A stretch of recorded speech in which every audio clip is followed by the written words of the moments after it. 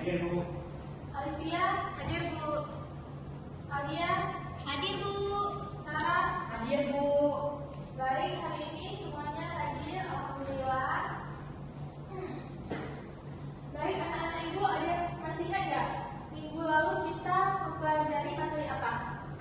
Reaksi kimia. Reaksi kimia. Jadi ada yang masih ingat nggak? Apa itu reaksi kimia? Ada yang masih ingat? Apa itu reaksi kimia? Nggak ada yang ingat? Baru minggu lalu kita belajar. Lupa, Bu.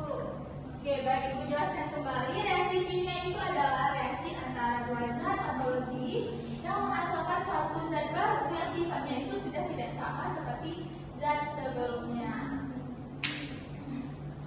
Baik, anak-anak, ternyata di sekeliling kita tanpa kita sadari banyak sekali hal-hal yang melibatkan reaksi kimia. Mulai dari pembusukan pisang, pembusukan buah, kemudian makanan yang basi, pengkaratan besi, bahkan ketika kita masak air untuk membuat kopi itu juga termasuk reaksi kimia. Gitu. Dan penting bagi kita untuk bisa mengenali apa saja sih tanda-tanda yang menunjukkan bahwa reaksi kimia itu telah terjadi, supaya kita nanti bisa menjelaskan secara ilmiah fenomena tersebut. Gitu. Nah, menurut kalian ada manfaatnya nggak sih mempelajari ciri-ciri reaksi kimia? Ada.